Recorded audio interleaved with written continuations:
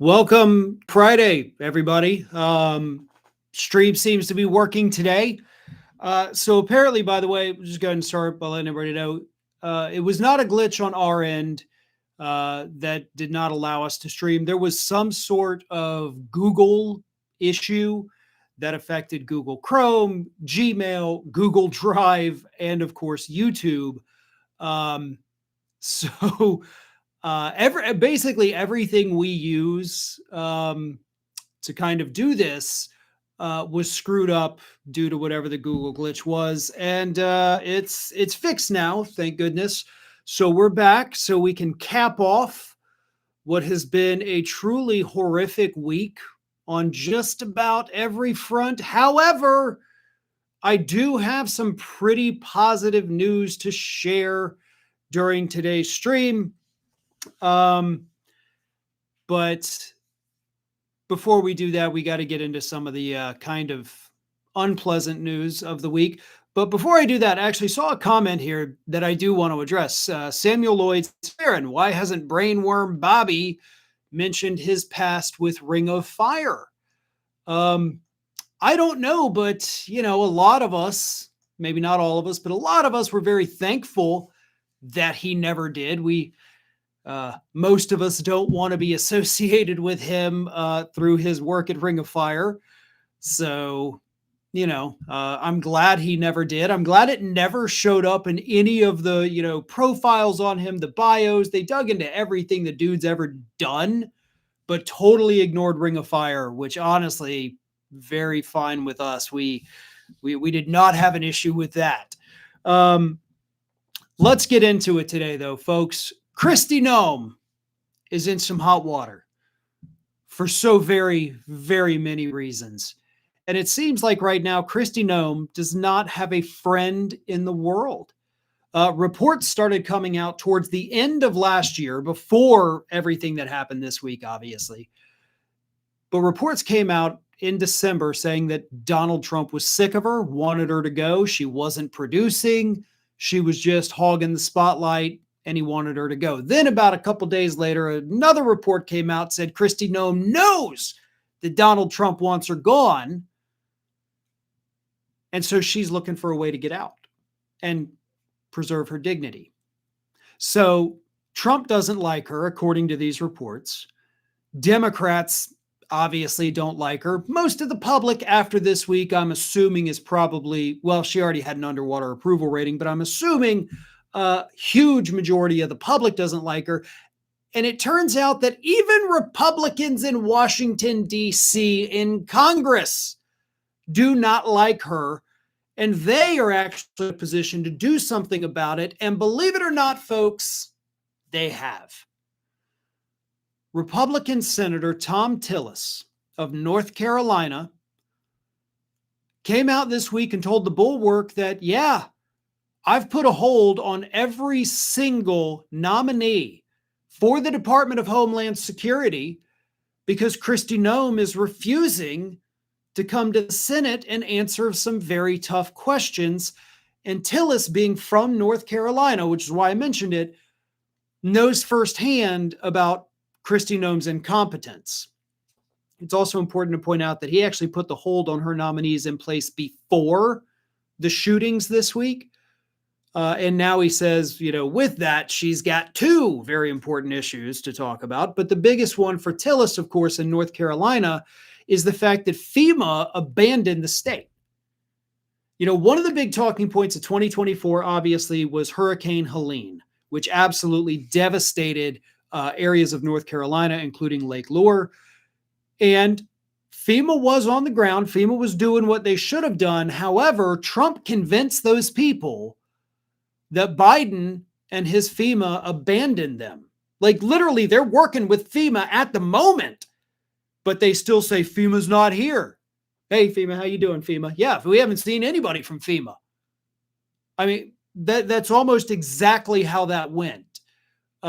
Because they had been working with them. But anyway, so North Carolina votes for Trump, saying Biden abandoned us with FEMA. Then it turns out that when Trump came in office, Kristi Noem takes over FEMA, they totally pulled out. And I've done a couple stories on that. One of them very recently about how they're not approving anybody's requests for the grant program to buy out their property that FEMA does. So Tillis wants answers. He wants to know why Kristi Noem pulled FEMA out of his state, why they're not approving these grants for people who clearly qualify for them, and FEMA has the money for it. So he wants answers for that. And until he gets those answers, nobody else is going to go work at the Department of Homeland Security. We don't care how understaffed you are. And of course, after what happened this week, now she's got to answer questions about that as well. Because most Republicans are buying the story, right? Oh, no, his life was totally in danger. We had to protect him. But a lot of them aren't. A lot of the ones in power are not necessarily buying it. And that's a good thing. Obviously, more of the public needs to rewatch that video and see what happened. But if the lawmakers, the ones who can actually do something about it, understand what really happened in that situation, then, that's still a positive. But here's what Tillis had to say. I'd simply like the Homeland Security Secretary to respond to what are now 2 requests by the chairman to come before the committee. And that's the reason why I placed the blanket hold before the shooting yesterday on anything related to Homeland Security until such time as she does that. I know that we're going through a transformation at Homeland Security and in FEMA, but right now we're behind the 8 ball on past storms, and we need to get their attention and cut through the red tape, get it done. I don't disagree with you on that, man. That's one of the few times I'm going to be like, yeah, Thom Tillis is right. Not something you get to say very often, but in this particular instance, absolutely, he has a valid argument. He has a valid point. Kristi Noem is a complete and total disaster, and she should have to answer for that. And that's all he's asking. But that's not the only problem facing Kristi Noem right now. Kristi Noem, as everybody knows, came out on Thursday, did her little press conference from New York. Why New York? I don't know. I mean, the shooting didn't happen in New York. She's not based in New York. She's not from New York. So I don't know why she decided she had to fly to New York to do this press conference, but she did. And that's when she told Americans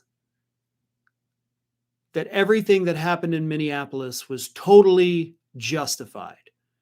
Her statements on Thursday made everything so much worse. Let me read you some of these. She started by saying, the protesters and the violent criminals that were attacking our law enforcement, if you remember in that operation, what happened was our officers were out trying to get a car stuck out of the snow when they were surrounded and assaulted and blocked in by protesters that were inciting. Now, before I continue and get to the really bad part, let's take a moment here. Your officers had so little to do in a place where they obviously shouldn't have been to begin with, but they had so little to do that they decided, hey, that person's stuck in the snow. Let's go help them. I thought their job was to go round up all those horrible immigrants everywhere, but apparently they're so bored, they're doing the job of AAA now, right, Kristi? I think that is something that most people missed out of this, is like these officers have nothing to do. Just like when Trump had the National Guard in D.C. and they had so little to do that they started going around being ordered to pick up the garbage in the city. Because this alleged crime wave, this alleged migrant invasion isn't actually real. That's what her statement here means. There are services, plenty of them, some provided by the state that'll go get your stuck car out the snow. You don't need ICE federal agents to do that at our expense. Anyway. Yeah, somebody just wrote stuck in the road in the middle of a clear road. Yeah, not even a thing. But anyway, the reporter then pointed out that the officer fired point blank into the driver. Is that part of the training? How is that self-defense? To which Kristi Noem responded, This is an experienced officer who followed his training and will continue to let the investigation unfold into the individual and continue to follow the procedures and policies that happen in these use of force cases. But let's remember the events that surrounded what happened yesterday on that tragic situation was that these individuals had followed our officers all day, had harassed them, had blocked them in. They were impeding our law enforcement operations, which is against the law. And when they demanded and commanded her to get out of her vehicle several times, she did not. So you just admitted that they weren't doing law enforcement. They're getting a car out of the snow. And then you're like, they were impeding the law enforcement procedure. Uh-oh. Uh-oh, you kind of caught yourself in your own lie there. Like, which was it? Were they getting a car out of the snow, being really good Samaritans, or was it an actual law enforcement activity? Kind of sounds like a bit of a problem there for you, Kristi, since your story changed in the span of like 6 sentences. Reporter says, you called her a domestic terrorist, though, without knowing who she was or what she was about. And Noem said, this was an act of domestic terrorism. So this is standard operating procedure after every use of force situation is what we follow the procedures and protocols. Well, first of all, you're actually blocking Minnesota police from being able to cooperate and have any information. So that's not usual, obviously. And on top of that, let's assume for a second, even though it's not what happened, that this woman, Renee Nicole Good, let's say, actually was trying to use her vehicle to run this officer over, which the video shows she's not. She's literally avoiding him. And he's fine. He's out of the way enough to where he can get to the driver's side window. He didn't shoot from the front. He shot from the side, and the wheels were turned away from him. But let's assume that she was trying to run him over. Okay? Still not domestic terrorism. Absolutely not even close to the definition of domestic terrorism. You could call it attempted homicide. Some degree of murder or attempted first, second, third. I don't know the difference between them all, and it's irrelevant here, but that's what that would be. Not domestic terrorism. And yet you called this woman, this mother of 3, who now is dead at the age of 37, you called her a domestic terrorist now multiple times. And as if that weren't bad enough, Noem then decided to pour a little bit of salt on the nation's wounds by telling Americans that they needed to start performing acts of kindness, including buying meals for ICE agents. A woman is dead at the hands of an ICE agent. 2 more shot in Portland yesterday. And Kristi Noem says, you guys need to go buy him some food. You guys need to perform random acts of kindness for these bottom of the barrel wannabe police officers, but got rejected from the academy, a-holes patrolling our streets with nothing to do but instill fear into people who are not white. That's what it is.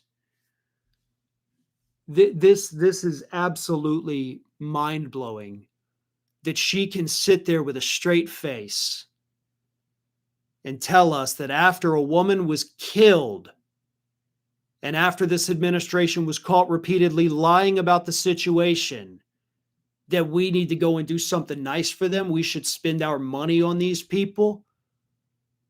No, they can go to hell. They can go straight to hell.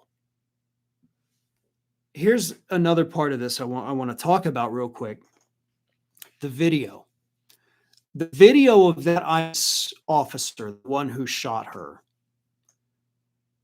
If you've watched all the different angles, you watch him afterwards. Trump said he's in the hospital. She ran over part of it. No, she didn't. He walked away just fine. But he walked away totally unfazed.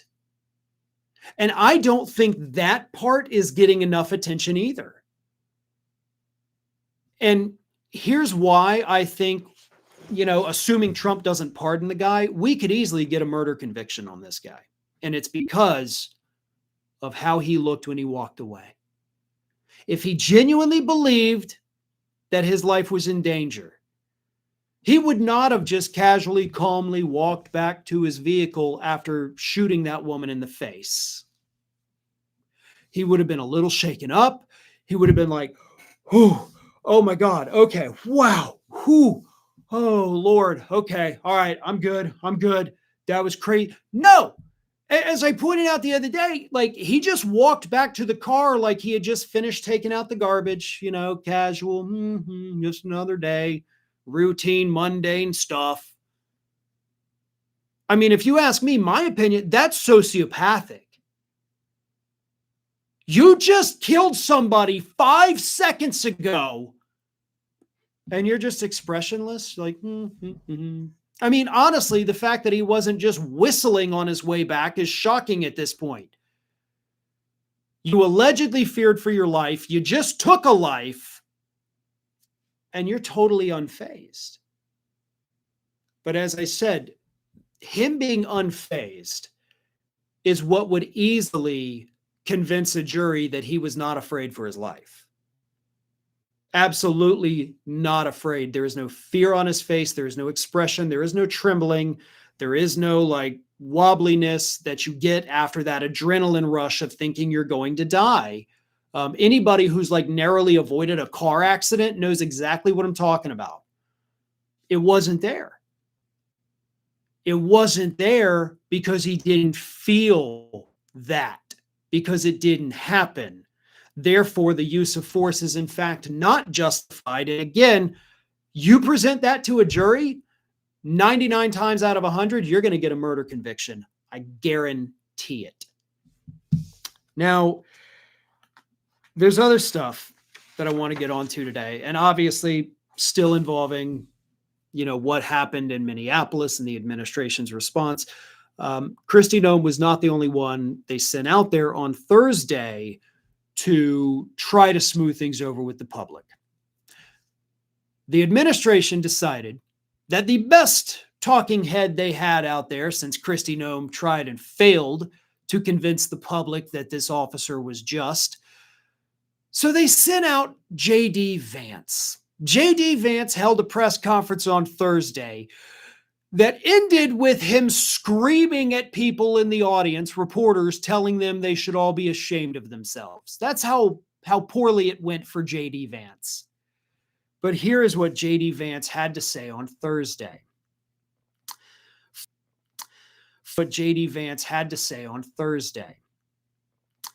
First of all, I wish the state officials in Minnesota would investigate why you have so many people who are using their vehicles and other means to actually interfere with the legitimate law enforcement operation. The precedent here is very simple.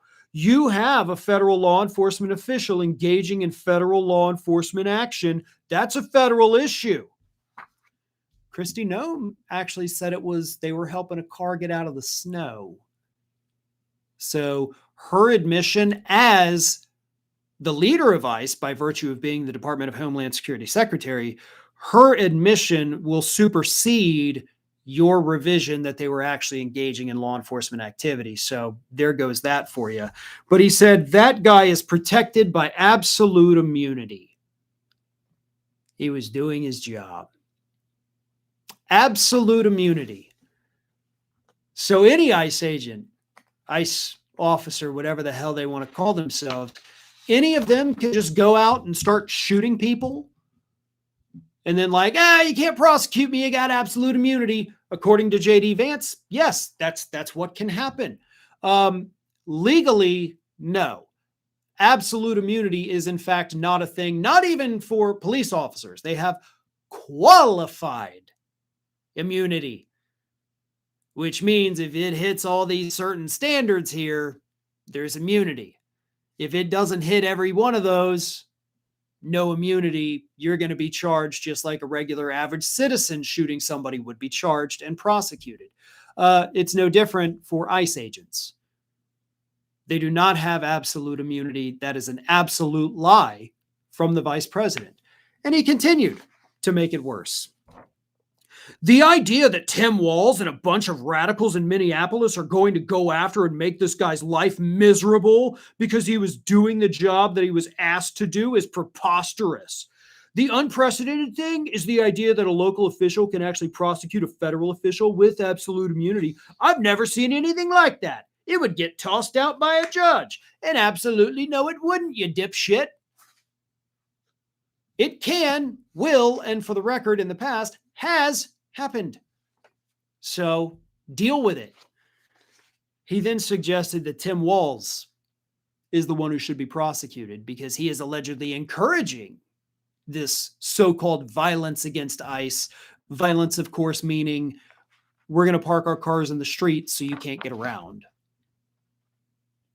That's not prosecutable. And of course, Tim Walz hasn't even encouraged that. So interesting. But then JD Vance, as I said, made it worse. And he said, everybody who's been repeating the lie that this is some innocent woman who was out for a drive in Minneapolis when a law enforcement officer shot at her, you should be ashamed of yourselves. Every single one of you. She's a mother of three. A mother of three. You know, I'm old enough to remember 7 days ago. Actually, technically 8 days ago. But anyway, 8 days ago, Donald Trump himself, president of the United States, got on Truth Social. And he warned the country of Iran, as they were facing mass protests, that if anybody in the government kills any protesters, we're locked and loaded, he said, to basically invade your country. If you kill a protester, the United States will come and invade you. That's what Donald Trump made clear on Truth Social last Friday morning. So does that mean because we had a government official, because he's a federal agent, kill a protester, an activist, does that mean that other countries now have legal basis to come and invade the United States and overthrow our government and haul him away in handcuffs and a blindfold like we did to Maduro a week ago? I mean, if Trump is using that logic as justification for a potential invasion, why can other countries not do it to us? I mean, it's a fair question, right? A super chat here from V-Man. Thank you very much. Says, Farron, watching your first video today on boots on the ground, I can tell you any general having to plan an invasion of Venezuela must be sweating bullets. The terrain of Venezuela is made for defense. That's a very interesting point there. And we're gonna have boots on the ground. I mean, I think that much is a given at this point. And if you guys have not watched the first segment from earlier today, I do strongly suggest you go and do that because Pete Hegseth said this week, if Venezuela does not send us 30 to 50 million barrels of oil, we're sending in troops. Like that's a ransom, effectively, is what's happening here. So anyway, I talked about that in the first segment that went up, an hour or so ago. Go check it out if you haven't already. Another super chat here. Thank you very much. Says, can we all agree that something like the Nuremberg trial needs to happen when this administration is out of office? This is bloody surreal. I agree 100%. And we're going to have that. We're going to have,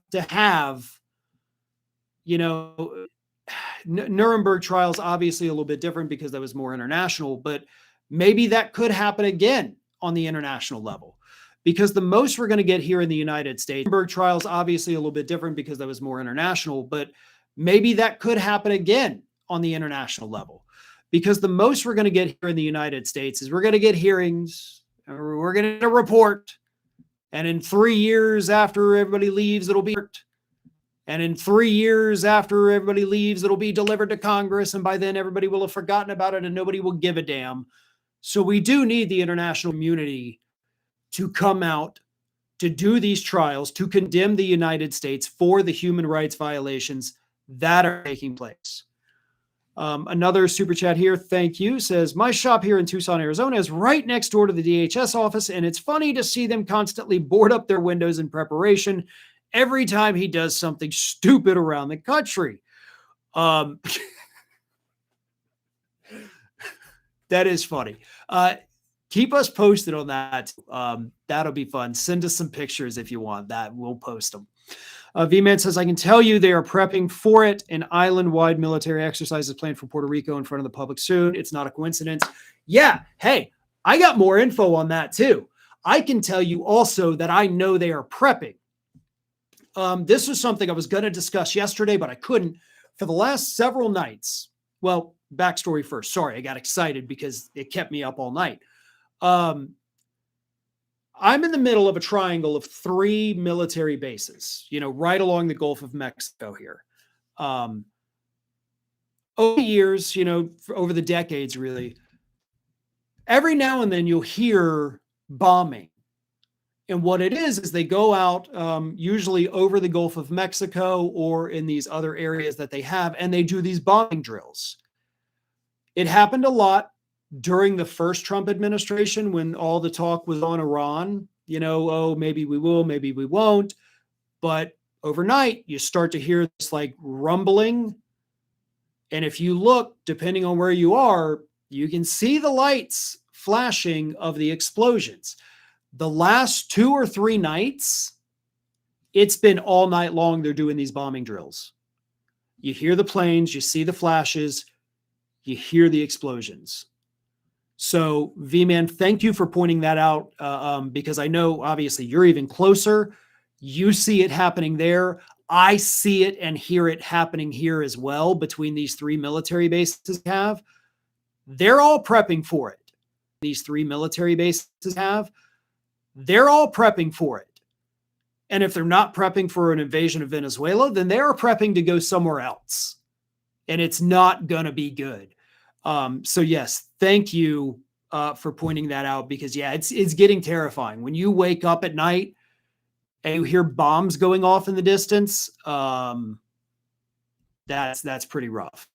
Another super chat here, and then I'm going to move on to another topic because Trump had an absolute meltdown yesterday. Petition to call this regime Cartel de las Estrellas.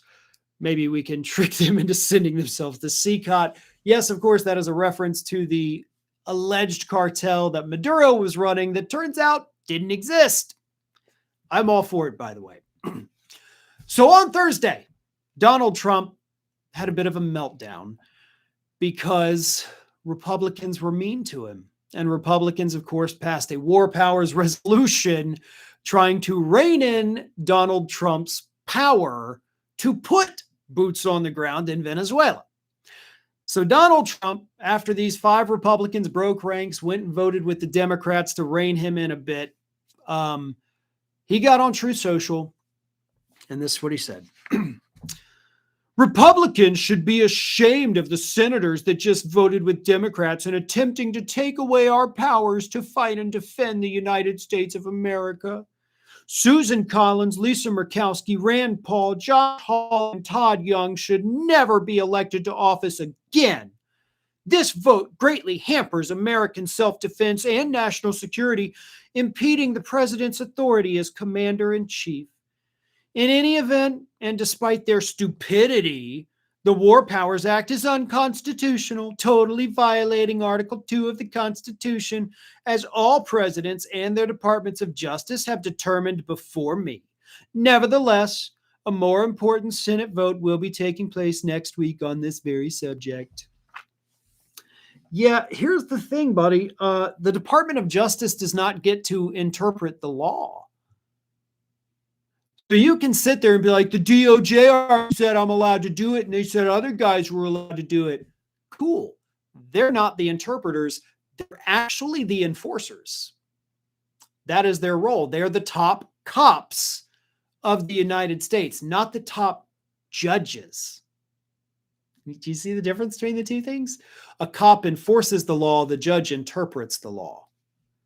So it's not up to the DOJ to determine if a piece of legislation is unconstitutional. That power lies now and always has with the court system, Donnie.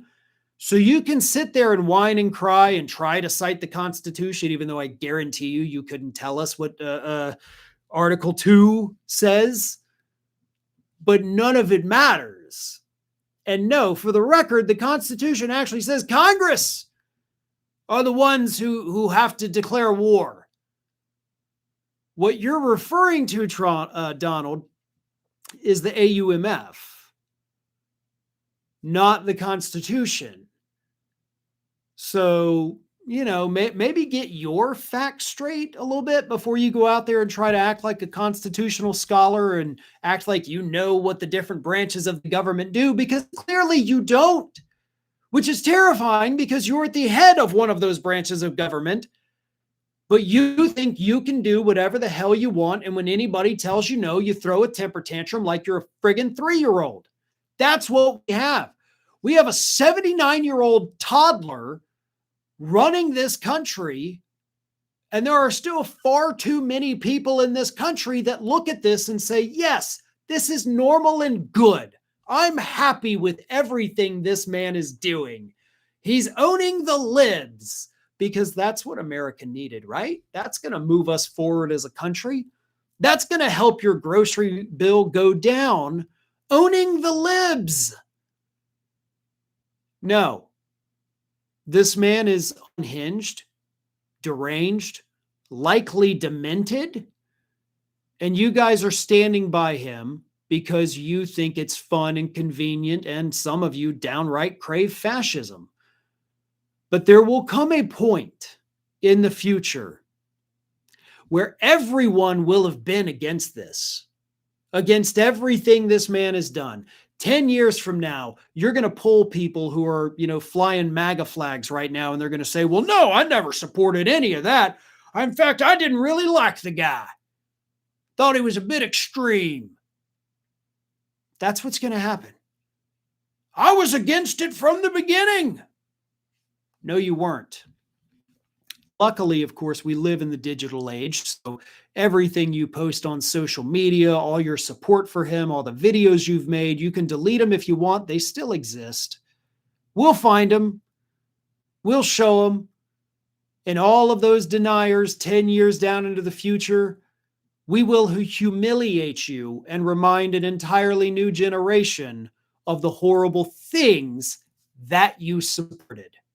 So, buckle up. As I said to begin this stream, this has been a crap week, folks. But there is some good news. So let's spend the last part of our time here on Friday talking about a couple of good things, and it really is just a couple, that happened this week. First of all, Virginia. We had an election in the state of Virginia this week. 2 Democrat seats, obviously. 2 Democrat victories. Now, that may not seem like much, right? Like, okay, well, 2 Democrats holding Democrat seats in Democrat areas of Virginia won. That was expected. What was not expected in this special election in the state of Virginia is the margin by which these Democrats won. They were expected to win by, 7-8 points. Instead, one of them won with 70% of the vote, the other one with 80% of the vote. 70% and 80%. These 2 Democrats retained control of their seats. They got people who ordinarily would not have voted for them to vote for them, which is, of course, a clear sign that Republicans are in so much trouble this year if they keep on the path that they are on, and nothing has suggested that they're going to leave that path, except maybe something that happened on Thursday. Because on Thursday, 17 Republicans in the House of Representatives joined in with 100% of the Democrats in the House of Representatives to extend the Affordable Care Act subsidies for 3 more years. 3 more years. Those Affordable Care Act subsidies that, of course, did expire caused some people to, possibly already have to drop their insurance. They're coming back. So that's a good thing. That's a positive thing. Finally, 17 Republicans showed a little bit of common sense on one issue and decided to not screw over their own constituents. So kudos to them. But bigger kudos to every Democrat showing a united front, forcing the issue, making it happen. So that is great news. And again, not a ton of great news from this really awful, horrible, no good, very bad week, but those are two very positive stories that happened. And I think it's important sometimes to highlight the positive. Super Chat here says, I've yet to hear how this started. Terrible for Nicole, but I saw two cars in the middle of the road, but not why. Why did ICE adults think they needed to confront Nicole? I've seen ICE car push aside a parked vehicles before. And yeah, that's a good point too. We have seen these vehicles. We've seen other law enforcement vehicles, in various situations over the years.